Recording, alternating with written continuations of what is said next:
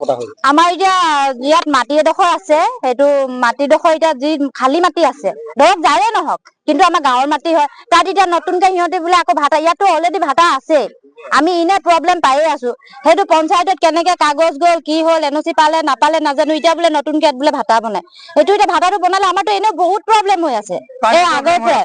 পানীৰ কাৰণে আমাৰ পানীৰ অসুবিধা, প্ৰদূষণ পানী পাই আছো, আমি সুবিধাকে পানীও পোৱা নাই। যিটো পঞ্চায়তৰ পৰা পানী দিয়ে সেইটো যিটো আহে সেইটো খাওঁ, আৰু যদি নাথাকিলে বেলেগ পানী আমি খাব নোৱাৰো। এতিয়া ল'ৰা পোৱালি ইমান বেমাৰ হৈছে, যিবিলাক উঠি আহিছে সিহঁতৰতো এতিয়া গেছৰ পৰা মানুহ এনে হেৰি হৈ আছে, বা মানুহৰ বেমাৰ যিটো বেমাৰ নেৰেই। এইবিলাক যদি আৰু ইয়াত ভাটা চাটা বনিব, আমি ইয়াত থাকিব নোৱাৰা হবচোন। আমি ইয়াত ভাটা চাটা বনিব নিদিও, আমাক সেইটোৱে লাগে। আৰু আমাৰ প্ৰতিনিধিক জনোৱা হ'ল, পঞ্চায়তৰ প্ৰতিনিধিয়ে ক'লে আমি বোলে পাব্লিকক কেয়াৰ নকৰো। এইটো পঞ্চায়তৰ পৰা আমাক হেৰি কি বুলি কয়, প্ৰেচিডেণ্টে আমাক কৈছে। আহিলে ওপৰৰ পৰা হাত বন্ধা আছে, আমি একো কৰিব নোৱাৰো। তেতিয়াহ'লে সিহঁতৰ ক'ৰ পৰা কেনেকে হাত বন্ধা আছে আমিতো সেইটো নাজানো। সিহঁতৰ হাত বন্ধা আছে, আমাৰ পাব্লিকৰ হাতটো বন্ধা নাই। নাই, তেখেতক মতা হোৱা নাই, মতা হোৱা নাই এতিয়ালৈকে। ইমানটোতো আমিও গম নাপাওঁ, কিন্তু ভাটাটো বনিব বুলি গম পাইছিলো, কিন্তু আমি ভাটা বনিব নিদিওঁ। কামটো আৰম্ভ মানে ইটা চিটা পেলাই লৈছে। আমি কৰিছো ইয়াত নতুনকে এটা ভাটা এষ্টাব্লিছ কৰিব, কয়লা কোক ইণ্ডাষ্ট্ৰী। তো অলৰেডি আমাৰ ইয়াত 4-5খন ভাটা আছে, আৰু আমাৰ চিয়াৰ লাইনত যোনটো অৱস্থা হ'ল, ৰাইজে চবে দেখি আছে ইয়াত কেনেকুৱা পৰিস্থিতিত আমি জীয়াই আছো গোটেই মানুহ ৰাইজে। ইয়াত আমাৰ না খাবলৈ এটা ভাল পানী আছে, না ভাল পৰিৱেশ আছে। সেইটো কাৰণে আমি যে ৰাইজ চবে একত্ৰিত হ'ল যে ইয়াত আমাৰ আৰু ভাটা নালাগে ৰাইজক।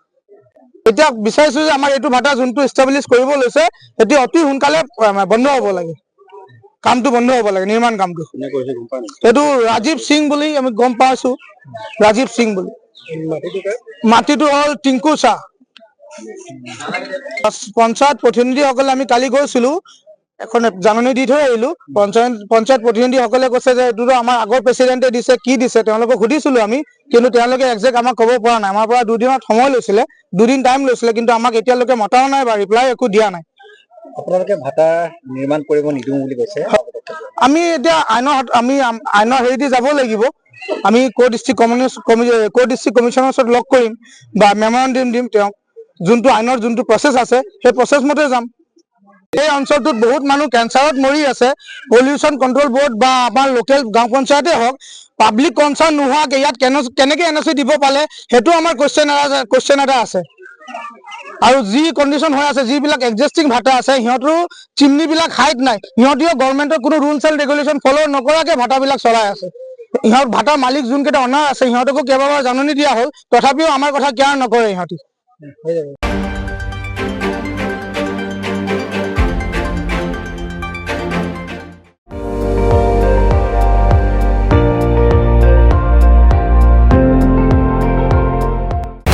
আপুনি চাই আছে ND24, সৰ্বশ্ৰেষ্ঠ নহয় সৰ্বোত্তমৰ দৌৰত।